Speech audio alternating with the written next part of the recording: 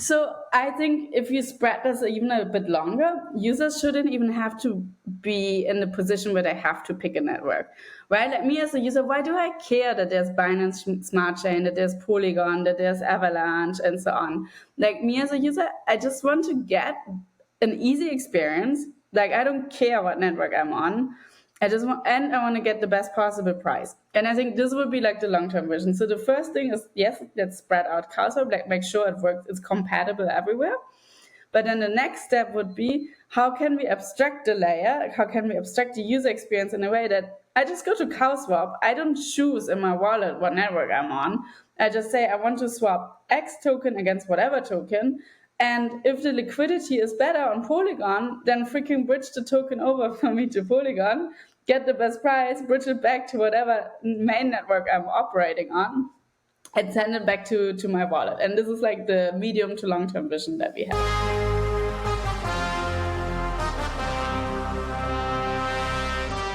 Welcome to Steady Lads. In this episode, I interview Anna, CEO of Cowswap. Cowswap is a DEX aggregator that has been building some unique innovations in the DEX space that as of late, everyone from Uniswap to 1inch has been forced to take notice of. If you've ever used Cowswap, you'll find it's a dramatically better swapping experience than really anything else out there. I've literally made swaps where I've saved over $1,000 because of Cowswap. And on the surface, that's what Cowswap is. It's the cheapest transaction possible across all DEXs with an incredible user experience. But under the surface, there's some really insane things happening that make this all possible. And looking into the future, it opens up some pretty incredible new possibilities in the crypto space. So even if you don't care about DEXs at all, there's some serious alpha in this episode on how the space is changing and what to expect next. Well, I guess to start out, can you briefly just introduce yourself? Sure. So yeah, I'm Anna, and originally German, currently living in Portugal, and have been working in the Ethereum blockchain space since 2017. Initially, I joined Gnosis, and since a couple of years, I'm now co-founder of Cowswap. Can you briefly explain what Cowswap is and kind of like the different products you guys have built? Cool. Yeah. So Cowswap is part of CowDAO, and actually now we are engaging into somewhat quite different products, but still I think the main focus is on Cowswap. And it is a decentralized exchange. So currently only deployed and available on Ethereum mainnet and Gnosis chain, but hopefully soon also on more networks available. It is essentially a DEX aggregator. So that means that other than, the AMMs, right, where you have liquidity pools and you visit Uniswap, you visit SushiSwap, Balancer, and you usually trade just against the existing underlying liquidity pools, which can be quite reasonable in prices for smaller token pair trading. But as soon as you want to make a larger volume trade, most likely you don't get the most optimal price. And what a DEX aggregator does, it splits your trade and sends it to multiple underlying AMM liquidity, but also gets private liquidity, so you can be matched against market makers. And now what makes Cowswap unique, it can also match you against other user trades. This is something that, you might know the DEX aggregators, 1inch, Paraswap, 0x. They also split your trade and settle them across multiple AMMs, but what they cannot do is settle your trade against other user order trades. And this is like a unique advantage that Cowswap delivers on.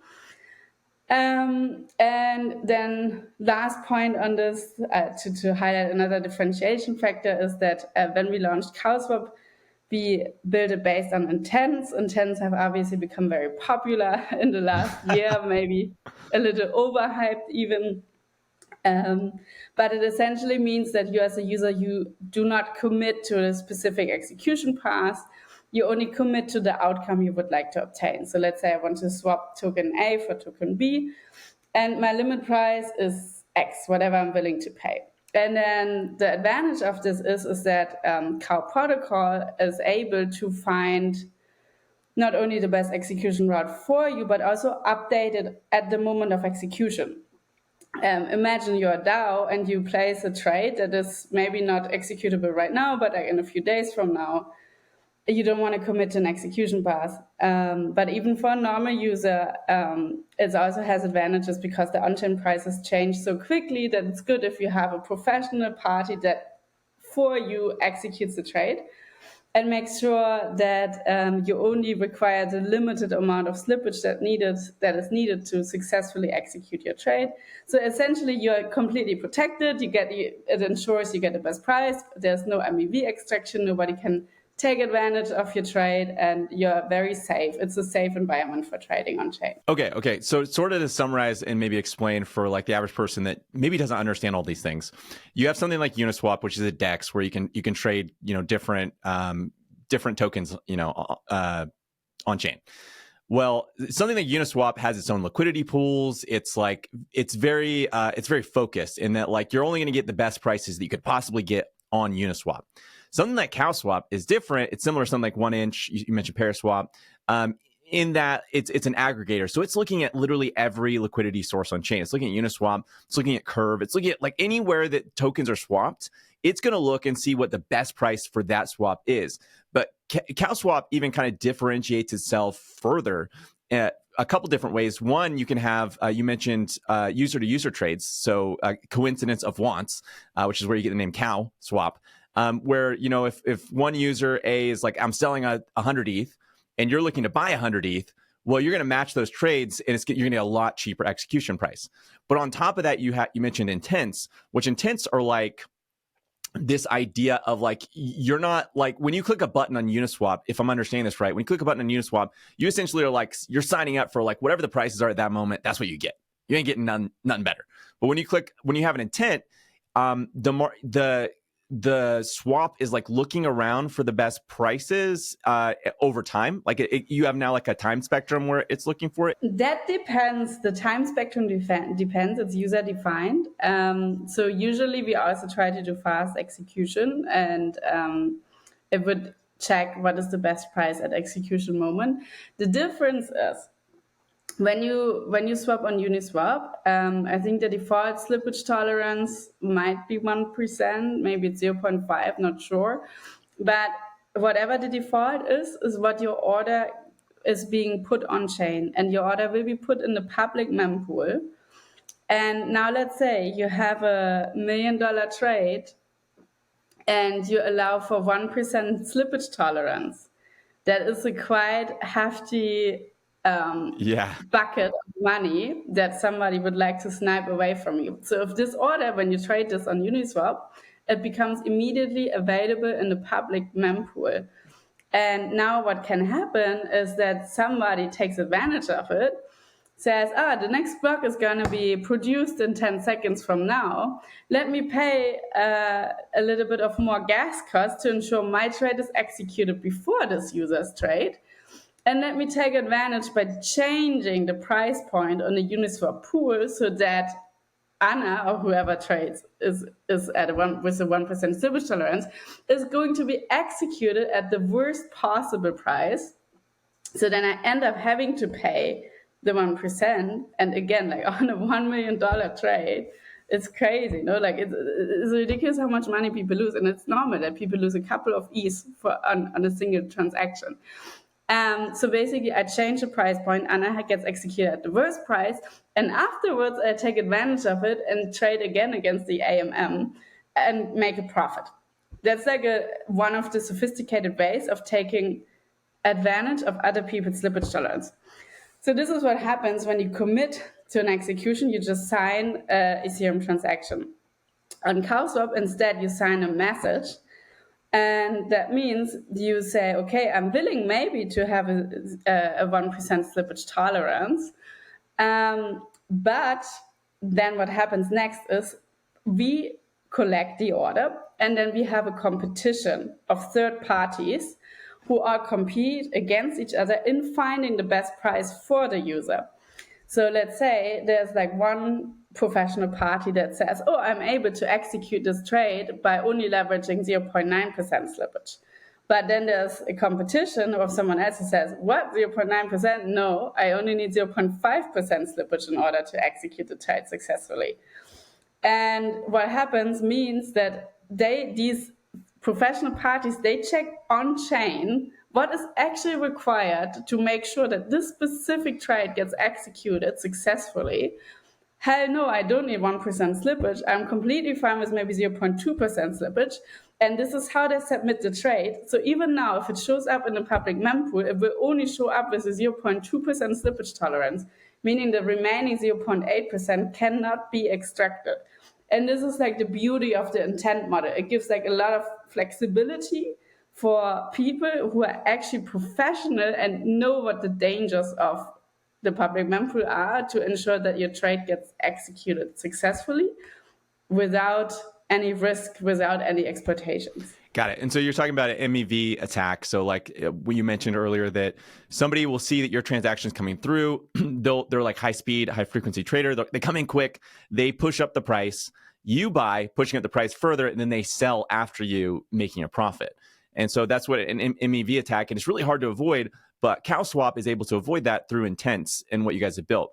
And the end result, I guess that's the important part. The end result, at least on my end, is that when I go on the Uniswap or I go really anywhere else, even other aggregators, I'll always get kind of like a worse price than I thought. You know what I mean? Like I think I'm going to get I swap $1,000 and I get back like $980 or something, 990.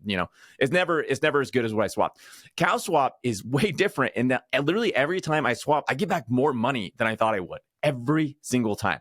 It is the best user experience I've ever experienced from a DEX aggregator, and I pretty much only use it when I'm on Ethereum. And so for me, I'm kind of wondering, like, when is Cowswap going to be everywhere? Because it's really annoying to have to go to these other chains and not be able to use Cowswap, because it's just such a good user experience that once you use it, you kind of struggle to go back to anything else. Yeah, I know. We've been receiving this user feedback a lot. So finally, I've been just working on the roadmap for this year. In Q1, we will still not get to it, but in Q2, yes. So Q2 is going to be the first expansion. We haven't decided yet on the exact order of what network we go on to, and what range of order. But Q2 we start, and then we continue Q3, Q4 this year to make Cowswap available on more chains. We have received, like on a daily basis, we receive user requests, and we will use those also as a prioritization criteria for where we go to next. How difficult is it to expand to a second chain?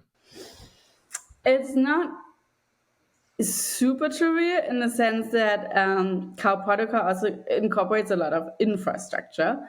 And we have been working the last quarter, and we will continuously be working on the next quarter on decentralizing this infrastructure more and more.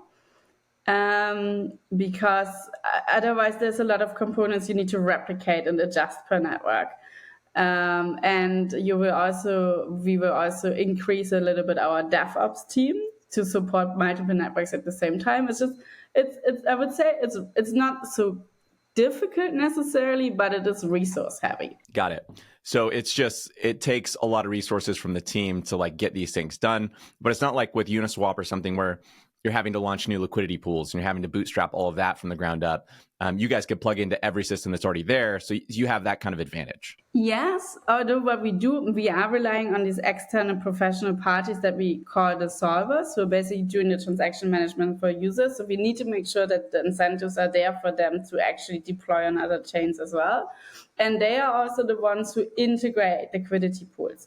So usually not all AMMs have the same design. So for example, integrating Curve liquidity is a bit more complex than Uniswap liquidity, just as an example. And so depending on what networks you go on, of course, if it's just like a replication of Uniswap, it's easy to replicate the process, but some also have other AMM designs. And that would basically require our solvers then to also look into, how does this AMM design specifically work to integrate their liquidity? So it depends, if it's the same liquidity sources as on Ethereum, it's fairly straightforward, but some other networks also have different liquidity resources, and they might take a little bit of extra effort to be integrated. So is that kind of like your vision that eventually Cowswap would be on every major chain? Everywhere that you want to swap in crypto, you could use Cowswap. So I think if you spread this even a bit longer, users shouldn't even have to be in the position where they have to pick a network, right? Like me as a user, why do I care that there's Binance Smart Chain, that there's Polygon, that there's Avalanche, and so on? Like me as a user, I just want to get an easy experience. Like I don't care what network I'm on. I want to get the best possible price. And I think this would be like the long-term vision. So the first thing is, yes, let's spread out Cowswap, like make sure it works, it's compatible everywhere. But then the next step would be, how can we abstract the layer? How can we abstract the user experience in a way that I just go to Cowswap, I don't choose in my wallet what network I'm on. I just say I want to swap X token against whatever token. And if the liquidity is better on Polygon, then freaking bridge the token over for me to Polygon, get the best price, bridge it back to whatever main network I'm operating on, and send it back to my wallet. And this is like the medium to long-term vision that we have. And so that would be instantaneous. I was going to ask you, so do you guys have plans for cross-chain swaps was going to be my next question. And because I've kind of heard it explained in a way that like, you have maybe base at, so Polygon's a great example. You have maybe you have ETH on Ethereum and you want to swap to Polygon.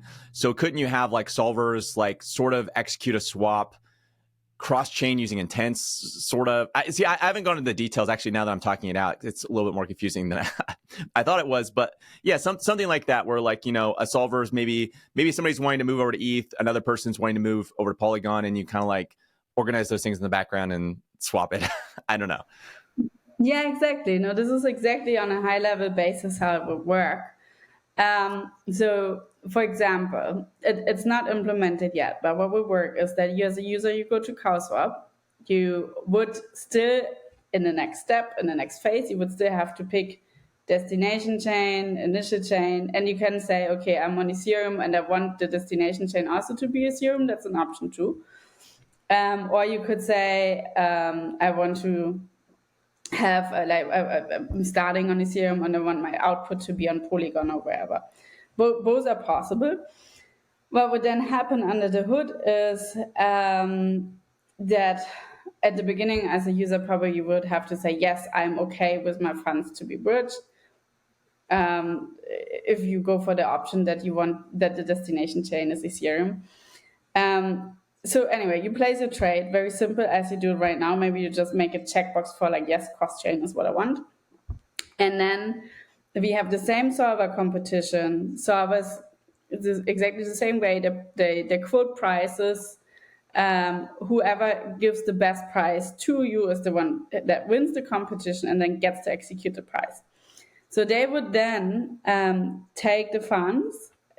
It's already today the case. They take the funds and basically trigger the trade to be executed on wherever it is. In this case, they would first bridge them over, see maybe, oh, Polygon has significantly better liquidity on this token. Let me bridge it over to Polygon. Let me trade there. Let me get a better return on the funds for this user, swap them back over and return them to the user.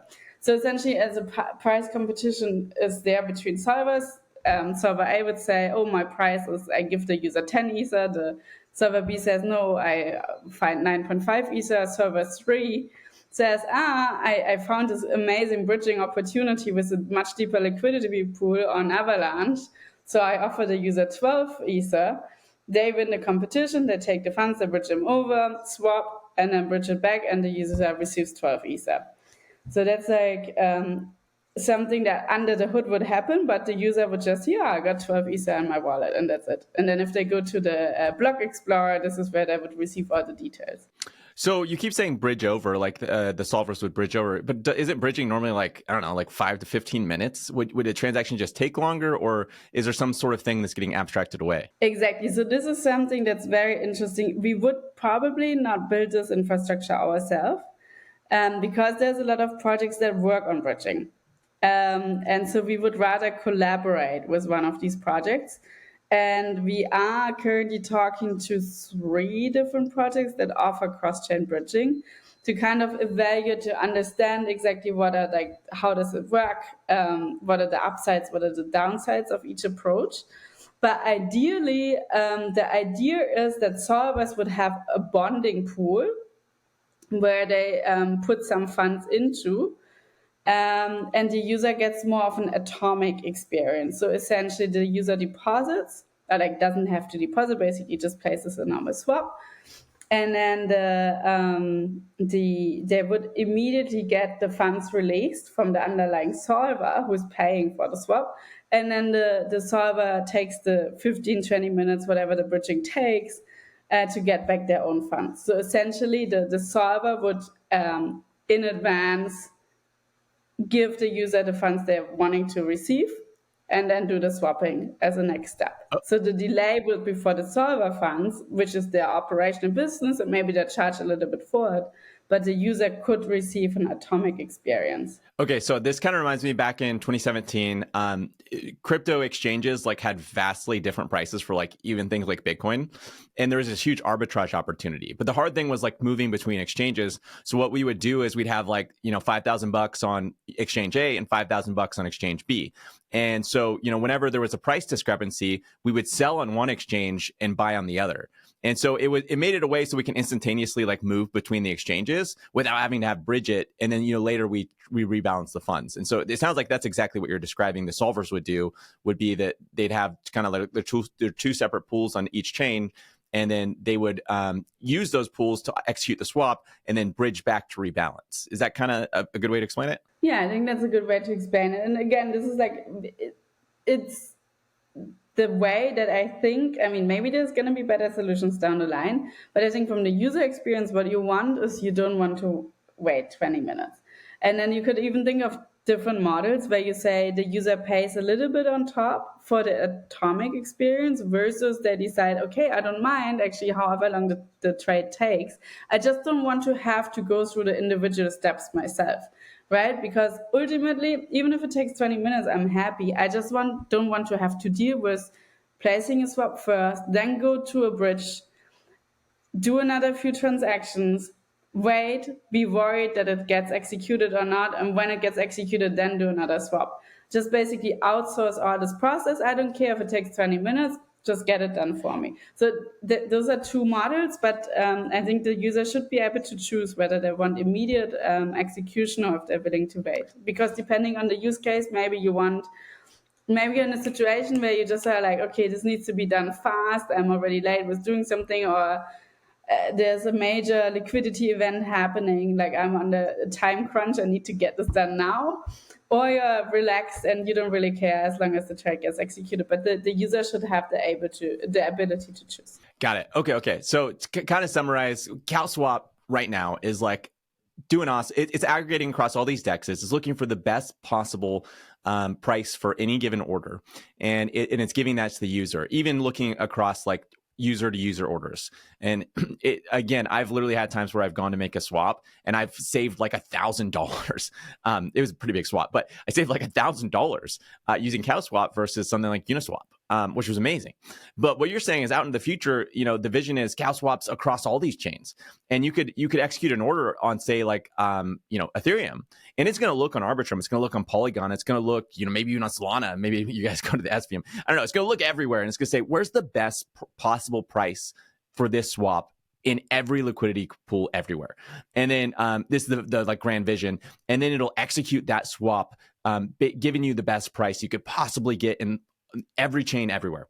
And so, and it might even be like partial swaps, like maybe you do a little bit on Polygon, a little bit on Ethereum, and it's just like kind of taking little chunks from each place. But the user wouldn't care about this and really even know about this. It'd be all instantaneous in the background. And to the user, they're just like, wow, I got a really good price for the swap. That's kind of the vision for Cowswap. That's a really nice summary. And not only that, I mean, the reason for why we call Cowswap is what you mentioned at the beginning, coincidence of ones, that we match different user orders together. So of course you can do this in a cross-chain environment as well. So let's say that me as one user want to exchange something on Avalanche and someone else and want to bridge over to Polygon, and someone from Polygon wants to bridge over to Avalanche. You would be able to match those trades together as well. Or even if it's the same direction, even if two people want to like swap something that has a better price on Polygon, there can be batch together in a single transaction and additionally provide price benefits for the user by doing so. So in a cross-chain scenario, the abilities of what batches can offer and the price benefits that they can deliver to users are even magnified more. Yeah, and I imagine like coincidence of wants right now, there's like so few users on chain, like comparatively to something like a centralized exchange or just like the total user base that there could be, there's just not a lot right now. But as crypto continues to grow, that coincidence of wants will become like, ever more useful, right? It's like it's becomes compoundingly more useful and effective the more users there are executing swaps on chain. And so over time, I can imagine like that's a pretty big advantage you guys will get, you guys will be able to have over the long run. Yeah, exactly. It's completely true. Like, of course, with like, I mean, the benefits we deliver are already quite good. Not all, like, depends very much also on what token pairs you're trading on. Like, for example, if one token is really hyped at the moment because there has been an airdrop, Cowswap is a great destination because there's a lot of traffic, so there's a lot of coincidence of ones. A token that rarely ever gets traded can still be good to trade on Cowswap because, again, there's such a strong competition on price finding that even if it's a rare token, you probably get a better execution on Cowswap than you would get somewhere else because we can tap into so many different liquidity pools and routes. But like the batch advantages themselves, they really come with when tokens are frequently traded. And so, yeah, that's true. So the more users we get, it really has this positive network effect, which is the beauty of Cowswap. Like the more users know about Cowswap, the more they try it, the better prices users get in the end. So it's really something, the more you share it, the more the returns for yourself. And I just kind of want to highlight, because I've used everything. I've used 1inch, I've used Paraswap, I've used every aggregator out there, every Uniswap, all that. And Cowswap is like, in my opinion, like leagues ahead as far as user experience, like overall price, everything. Like for me, when I can use it, it's the only thing I use. And so I just want to, because I think some people out there probably listen to this and be like, isn't this the same thing as 1inch? Isn't the same thing as Uniswap? No, like go use it. If you've never used Cowswap, just go use it once and you'll see what I mean. You'll be like, wow, this is an incredible user experience. There's just something almost unquantifiable. It's just when you get that UX upgrade, you're like, I don't ever want to go back to anything else. So I was going to ask you, what other things does Cowswap do? You have like programmable orders. You guys made a big announcement about that recently. Can you go into maybe some of the other stuff that Cowswap does, as well as kind of CowDAO in general, some of the other things and products you guys have? Cool. Yeah, maybe to add a little bit more context to the programmable orders, one example of what this enables that is already live is TWAP orders, so time-weighted average price trading. That means that if you want to consistently place a trade over a period of time, let's say, for example, every month or every day, I want to, or every 2 hours, whatever you want to define as parameter, I want to place a trade of the size of X. So let's say I want to sell 1 Ether every week for USDC. Usually, if you try to do this on a normal DEX, it's an annoying experience. You have to place every order individually. On Cowswap, we place it one time. Try it out. It's actually fairly easy once you try it out how to set this up. And you place one order, and that's it. It does execute it for you for however long you want it. And there's even more advanced stuff that is enabled with programmatic orders. Now, let's assume you have like for example, you have a backed loan on MakerDAO, and you're backing it with Ether, and now there's a huge decline of the Ether price, unfortunately. Let's say suddenly it's going down from $2,000 to $1,500. So your CDP, I think they're not called CDP anymore, actually, but it's basically your portfolio is at risk, right, of being liquidated. And so what you want to do is you want to back it up with additional ETH to make sure that you don't get liquidated. But do you want to manually check all the time? Or what you could do alternatively is set up a programmatic order with help of Cow protocol, where you would basically set something up that checks the on-chain price point. It sees, oh, Ether is going down in value, your portfolio is at risk. Let me buy from your account additional Ether and send them back into the portfolio to make sure that it is secured. And there's plenty of different use cases essentially around programmatic orders. Like anything that you can be very creative about it. Anything that could help you to automatize your DeFi portfolio, you can do with programmatic orders. And yeah, so this is one product. And then the other one that we launched that we're also really excited about last year is pre and post order interaction that we call so-called the hooks, the cow hooks. And it allows you to combine a bunch of transactions into a single transaction. So let's say I want to go to Aave and I want to lend something. I want to take up a loan. And then I want to swap this against another token. And then maybe after I want to bridge it over to another network, I can put this all into a single transaction. And yeah, also there the possibilities are endless. You can basically add any sort of DeFi interaction, put a swap in the middle of it, and add any other DeFi interaction after it, and make it a single swap. And again, it's following the intent-based model where you don't have to worry. You can just wait and relax until it gets executed in the best possible way for you. What would be the benefits of putting a bunch of transactions together like that? Like, why would somebody want to do that? I mean, the simplest implementation that we are using is gasless transactions, gasless approval. So basically, you know how annoying that is, the user experience of like, ooh, let me approve a token first. Let me wait until the token is approved, and then I go and do the swap. You know, it's just like it's you don't want to have to wait in between. You just want to be okay. This is the token I want to trade. Approve swap in one go without individually having to do the steps. So it's just everything batched together, so you're not having to. Yeah, okay. So it's like another UX UI upgrade. Correct. And I was going to ask, going back to the programmable orders, is that meant mostly for like DAOs and like different apps and things like that? Or because I definitely, some people take out loans and are going to want to reimburse that. But I noticed that when you go to use that, at least last time I checked it, I thought it was only for the Geonosis wallet, right? So the reason it's for smart contract wallets at the moment. It's because the way it's implemented, it basically requires specific signature implementation that is currently not implemented by EOAs or supported by EOAs. But we are actually having this on the roadmap that to replicate a very smooth UX process that would allow you to leverage these order types also from your normal EOA externally owned account like MetaMask or whatever you're using. But yeah, correct. At the moment, it's smart contract accounts specific, but roadmap Q1, Q2, hopefully it's going to be extended to normal. Okay. So it is for just everyone. So I thought that was the design choice. Like, okay, this is for more like treasuries and things like that. But what you're saying is no, it's really just some creative building blocks that anyone could use. You don't really know exactly everyone who will use or the use cases that will come up with it, but it makes things easier for the average user.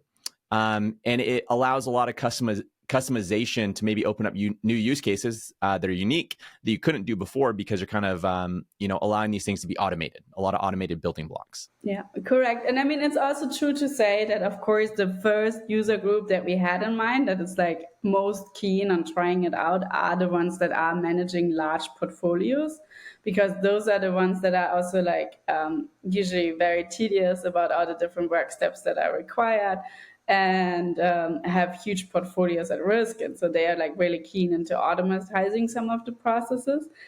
But the plan is really to allow this or like give this opportunity to everyone. So first, of course, we started with the generous underlying design concepts, the smart contracts that enable this. And then we implemented a couple of use cases on top, like TWAP. But now we are also financing via our grants DAO any ecosystem developers to basically come up with their own implementation and open source it so everyone else can use it. Well, last I heard, you guys were doing, or there was a proposal in the DAO to do like some sort of fee mechanism to fund the DAO. I didn't look into it a ton, but did that end up going through, or how are you guys funded? How is the DAO funded right now? So the DAO is funded by when we initially spun out of Gnosis in 2000. 2021 in February. There was a fundraising round, but it was partially private, partially public. So there were VCs, angel investors, partner projects that are invested, and $10 million were collected. But additionally, there was everybody who was to some extent a member of the community, whether it was because they were Cowswap users, GNO holders, or develop products around Cowswap. They were all eligible to also participate in the round at the same evaluation, of course, as everyone else. And so everybody was given options to participate in the investment round. And through that, an additional $5 million were collected.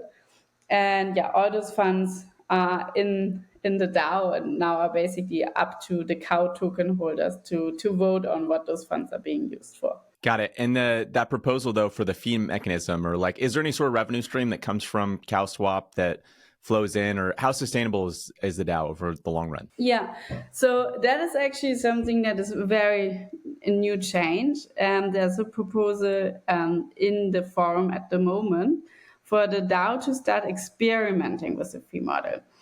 And the idea is to only take fees where Cowswap is providing a better price than the competition.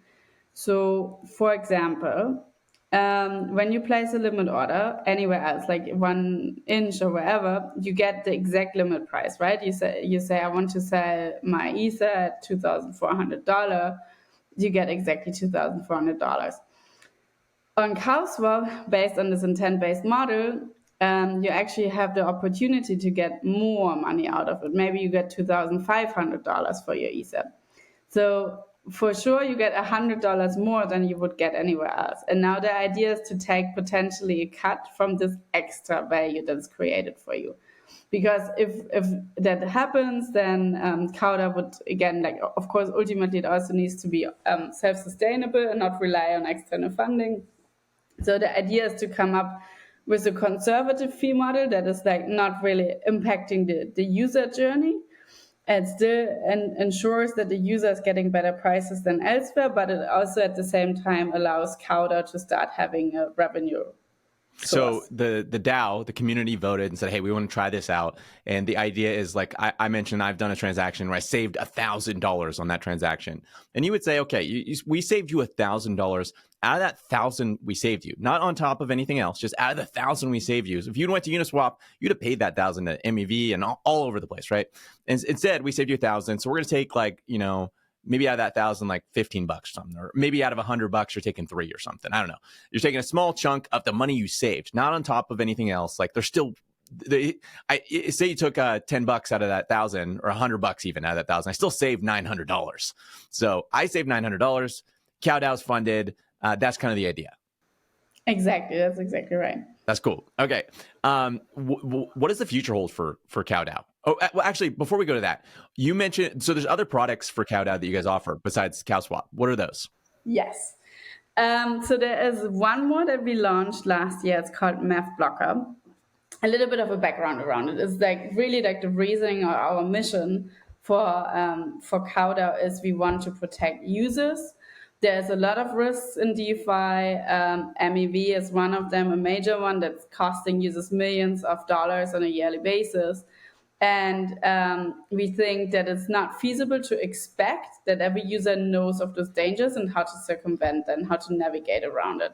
And we also don't think it's sustainable. Like if we want this ecosystem to grow, it's going to be very difficult if these money extraction keeps happening. And also ultimately why are we in blockchain is because we want to improve the existing financial ecosystem and we don't want to replicate a system or make it even worse.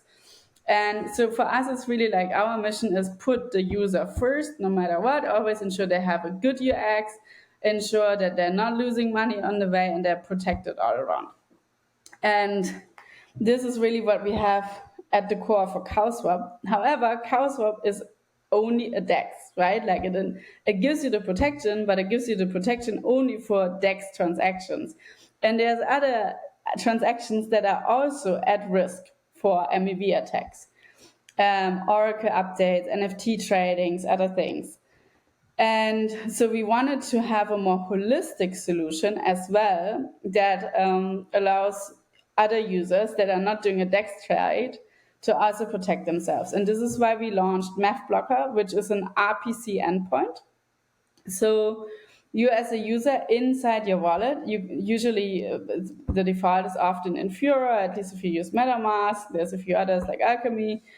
But you can change that. You can decide yourself where you want your transactions to be submitted to.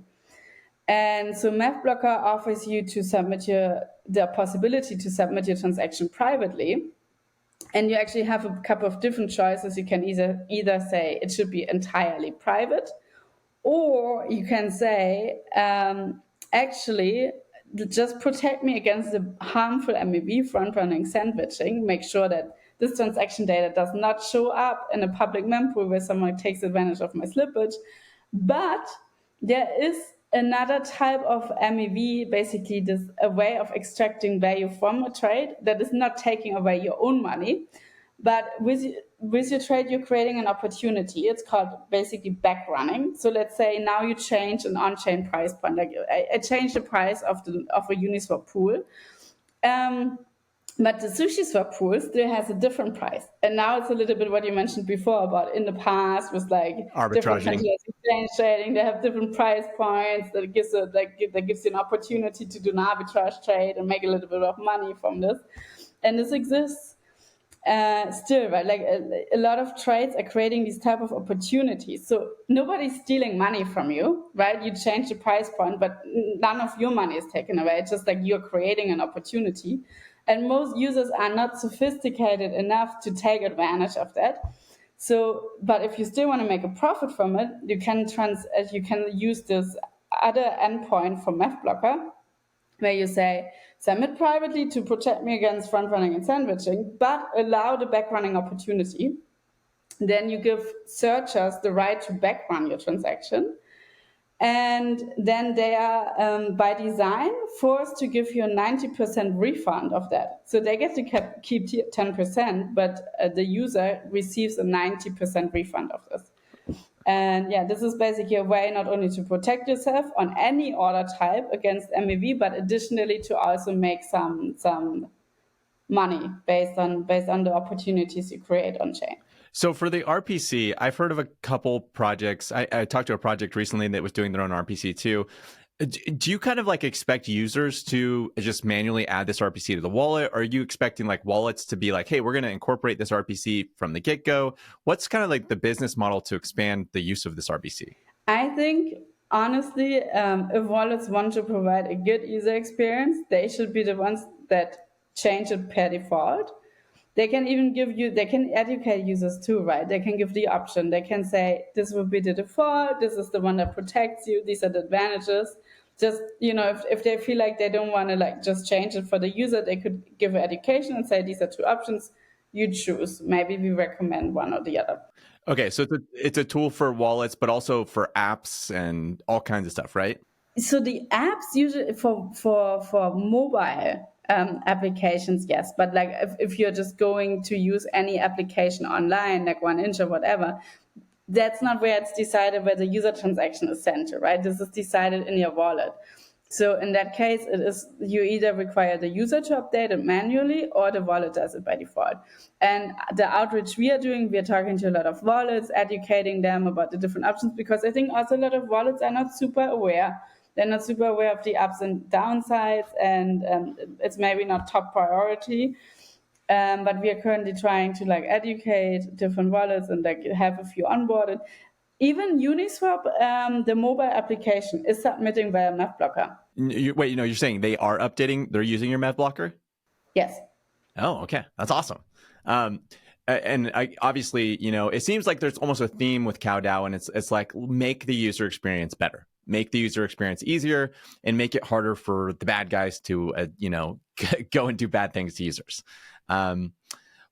Is there any other products you guys have in the work for CowDAO that are not Cowswap or the RPC? For now, only those two. We also try to have this like focus, because I think even within even within those two products, there's like an endless amount of possibilities of features we can add. So we rather want to have the focus and like have fast progress rather than be too widespread and have slow progress everywhere. I love it. Oh, we didn't talk about with Cowswap how you guys do. You guys have like a Dutch auction style versus I've heard that a lot. So in the Discord and different things like that, you guys are like super proud of like, or no, you guys don't have a Dutch. You guys have a certain auction style, and there's a certain other auction style that's used. And can you explain the differences between those? So I mentioned we were the pioneers initially of this intent-based model that offers a lot of advantages. We then got copied by 1inch when they launched 1inch Fusion in, I think, January last year. And then by Uniswap when they launched Uniswap X last year in summer. So they started doing a very similar intent-based model, but it still does differentiate to some extent in the mechanism. Both of them, 1inch Fusion and Uniswap X, are using an auction design of exactly a Dutch auction.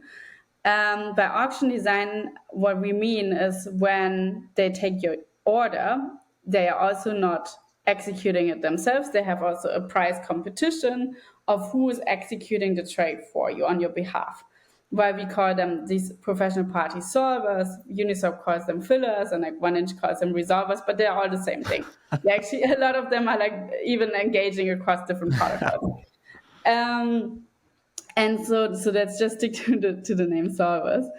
So what happens on Uniswap and on 1inch Fusion is one user order gets in, a single one that is not being batched, and they start a price auction at a high price. It's like, let's say I want to sell my 100 DAI, and my limit price is like again 1%. Like my slippage willingness, like the amount that I'm willing to lose on this trade is 1%.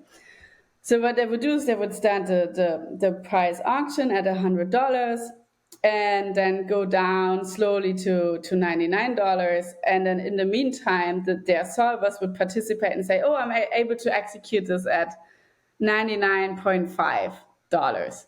And whoever starts first, or submits their bet first, is the one who gets to execute the trade. So essentially, what happens is you don't, you basically go down in the price, and whoever is first in to say it's me, they get the right to execute the order.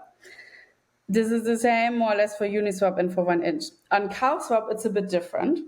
On Cowswap, a huge difference is you look at the multitude of the order book.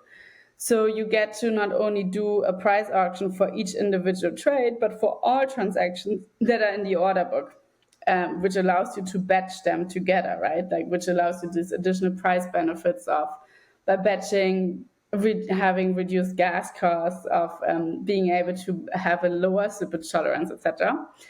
And then how our auction works is you have essentially the solvers who look at the holistic order book and then submit a price vector. They say, my price vector is X. They all submit them at the same time, so not knowing what anyone else was bidding or competing. And then the one that has the best value for the user is the one that's being picked. And what's that auction style called? The auction style that we are using is essentially, in the moment we're currently doing it, is the second best price bid, because the way that we reward solvers is, that's actually another point, is you get a higher reward if based on how much better your solution is compared to the second best. Because otherwise the incentive would be, as long as I'm 1 cent better than the next one, I win the auction and I get to execute it and I get my reward. But instead we say, no, being 1 cent better just gives you a 1 cent reward. So you need to be significantly better compared to the second best solution in order to get a significant reward. So it's a second price bid auction. And what do you feel distinguishes that against the Dutch style auction that makes it better for the user? The huge advantage is you are able to batch. Because if in a Dutch auction they only do one individual trade, right? Because you start at exactly the highest price the user is willing to pay, and the price reduces over time. So now let's say even if after 2 seconds another trade comes in, even if it's the same token pair, and even if it's the same amount, the first one started at $100, right? And now 2 seconds later, it's already down to like whatever, like 95 cents. Like $99.95. But the other one is still at $100. So it's impossible for any solver to match these two trades together, because you have no guarantee, even if you win this one, you have no guarantee that you also win the second auction. So you will never be able to match those trades together. Whereas on the way that our model works, essentially, you are able to take the order book holistically, submit one single score across all orders that were submitted, and then leverage these price benefits even directly within the auction. So if I see on Cowswap there's 10 orders selling USDC for Ether, then now I'm able to, and I already foresee that I'm able to batch them all together. Hence, I'm going to get the user significantly better prices. I already incorporated into the score I'm submitting to Cowswap in order to win the competition. Okay, I see. So it's kind of like, maybe it's a good analogy. It's like a really high level analogy, but like if you had a bus, right? And every time somebody gets in that bus, it's going to cost $100 to move that bus from point A to point B. But so typically, kind of like what Uniswap, X, and One are doing is like, they're allowing one user into this bus, and so it's not actually $100 fee, but you get the idea. It's like only one user at a time. Like they're kind of restricted in how their cost that's going to require. What you guys allow is like, hey, if you have a bunch of users going to the same place, they can all get on the bus, and they split that fee, and so now that fee is massively reduced. And so the more users you can jam onto that bus, the cheaper it is going to be for them. And so your style of auction kind of allows these batches to happen where people kind of batch together, where their style of auction doesn't allow that same principle. Yeah, that's a very nice analogy. Or you could say Uniswap users are driving taxi and paying. No, they are driving the same. That they're paying taxi prices. There you go. There you go. Cool. Okay, I just heard so much about the Dutch auction versus the batch auction. Maybe is that what you'd call it? Batch auction. Mm-hmm. Okay, the batch auction you guys use, and so I wanted to jump into that. Next question. What's the future hold for CowDAO, and like, what are you guys excited about looking forward? I know you talked a little bit about like moving to different chains and kind of some of the cross chain stuff. Just what are you guys really excited about moving forward? There's a few things. It's not fully decided yet in what order we're going to execute on those, but we want to expand on both programmatic orders and on the hooks. For the programmatic orders, we want to ensure that we implement a lot of use cases that are also more user accessible. What you mentioned before, that it's easy to do it out of your own MetaMask account, that it's very intuitive how to use it, and that there's a lot of different order types that are supported. And then on the hook side, we want to build a UI or incorporate into the existing Cowswap UI the possibility to very simply choose and collect what pre-order interaction you want to do. Like, for example, just like think of an app store. It's just you go to the Cowswap UI and see like, oh, I want to use actually landing whatever first. You just pick and choose it. Then you say, okay, I want to swap X for Z, and then as my post hook, I want to do whatever it is, like if I want a bridge or whatever it is. And it's like, for right now, it sounds very complex and abstract, but if it's simply made visible in a UI where you just pick and choose and you pull things together, and then you do one click, it should significantly improve the user experience and make it very easy to understand like what the different options are. So that's another project we're working on. The layer 2 is obviously a big one. And then, there's a few other projects, but we haven't decided yet which one we're going to pick next. But cross-chain, for example, is something that's also under discussion. I am so excited to see you guys on other chains. And obviously, cross-chain will be amazing. But again, literally, every time I have to go use a different swap, I almost am annoyed. Actually, I just use my in-wallet swap when I have to go to a different chain because I'm like, whatever, it's easier, and it does kind of like aggregator. But when I go to Ethereum right now, it's like I don't use my in-wallet one in Rabby. I go straight to Cowswap. I was going to ask, and I kind of ask everyone this question, and it's really just for fun, because I'm just always curious what people are excited about. What tokens or projects besides Cow are you like interested in, or are you like excited about, or you're like, oh, this is pretty cool? Ooh, that's always so hard because you also don't want to like give advice on something. Then You're not giving any advice. It's just like, what are you excited about? It's not like, what do you think price will go up on? What's like catching your attention? You're like, oh, that's interesting. I like that. yeah, there's a few things, but I would. I don't know. One, just to mention it also because it's like a sister project is the Gnosis Safe. I think in general it has like a huge potential of what it can achieve. And they rolled out not a token in that sense, right? But they have like a something that I think it will. Yeah, basically they did the airdrop, but it's not transferable yet. It's not movable yet, and I think that's something that is exciting to see what happens when that turns out to be the case. But in general, they have an exciting roadmap. I don't know how much of it is public, but the safe is definitely something to keep an eye on. Okay. I've used Safe Wallet a couple times, just kind of playing around. I think the smart contract wallets are always pretty interesting, kind of like all the stuff they can do. I still feel like every time I use it, I'm like, it's almost there. I'm almost excited about it, but I still kind of find myself using Rabby for the time being. But I know we're getting close. No, but Rabby is a really good individual wallet. Definitely recommend that one. Yeah. Yeah. Oh my gosh. Versus MetaMask, it's like literally going 10 years in the future. Like I get on Rabby and I'm like, why would anyone ever use MetaMask? I don't understand why more wallets don't. Much more innovative and it's just moving much faster. Yeah, and it tells you all your stuff across everything, and like, but the biggest thing for me is like, it just annoys me that MetaMask never, all these years, and they still haven't made like a transaction human readable. Like, oh, by the way, this transaction is going to drain your wallet. That's such an easy thing in my mind. Like with their team and the amount of money that's poured in, they should have had that years ago. They'd have saved probably hundreds of millions of dollars. I don't know how much money they would have saved users by just that simple function, but they're like, no, we're not gonna do that. So yeah, Rabby Phantom does that too. It's just I like to see that.